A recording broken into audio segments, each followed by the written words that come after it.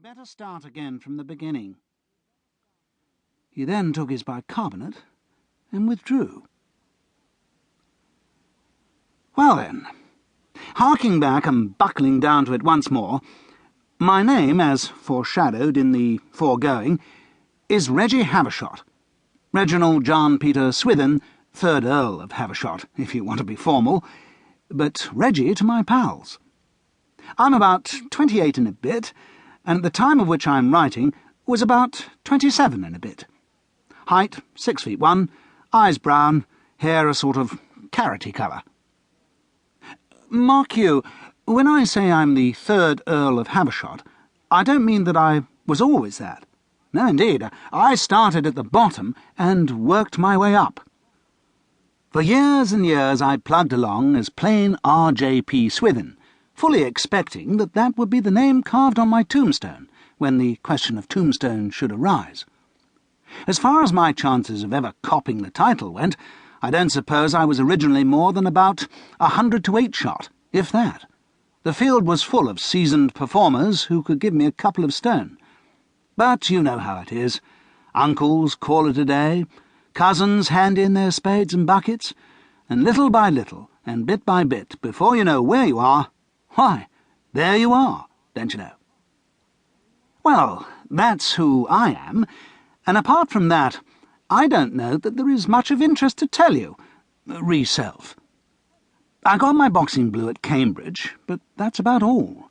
I mean to say, I'm just one of those chaps. So, we'll shift on at once to how I happen to be in Hollywood. One morning, as I was tucking away the eggs and bacon at my London residence, the telephone rang, and it was old Horace Plimsoll, asking if I could look in at his office on a matter of some importance. Certainly, I said, certainly, and off I went, only too pleased.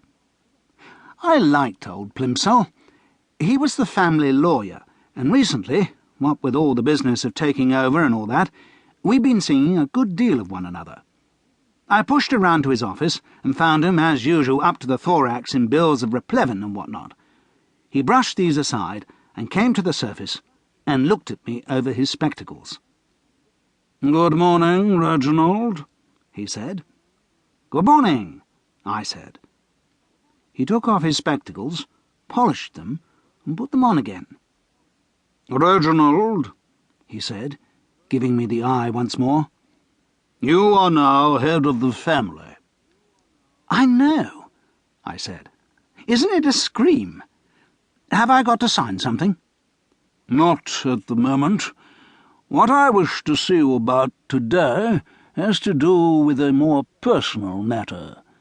I wish to point out to you that, as head of the family, certain responsibilities devolve upon you which I feel sure you will not neglect. You have obligations now, Reginald, and those obligations must be fulfilled, no matter what the cost. Noblesse oblige." "Oh. I said, not liking the sound of this much. It began to look to me like a touch. "What's the bad news? Does one of the collateral branches want to dip into the till?"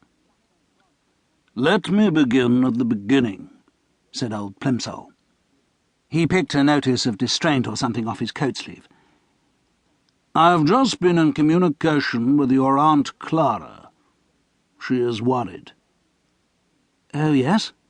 "Extremely worried. About your cousin Egremont." Well, of course, I tut-tutted sympathetically, but I can't say I was surprised. Ever since he grew to man's estate, this unfortunate aunt has been chronically worried about the lad under advisement, who is pretty generally recognised as London W1's most prominent souse. For years, everybody has been telling Eggy that it's hopeless for him to attempt to drink up all the alcoholic liquor in England, but he keeps on trying. The good old bulldog spirit, of course, but it worries Aunt Clara. "You know Egremont's record?" I had to think a bit. "Well, one boat race night I saw him put away 16 double whiskies and soda, but whether he's beaten that since or not..."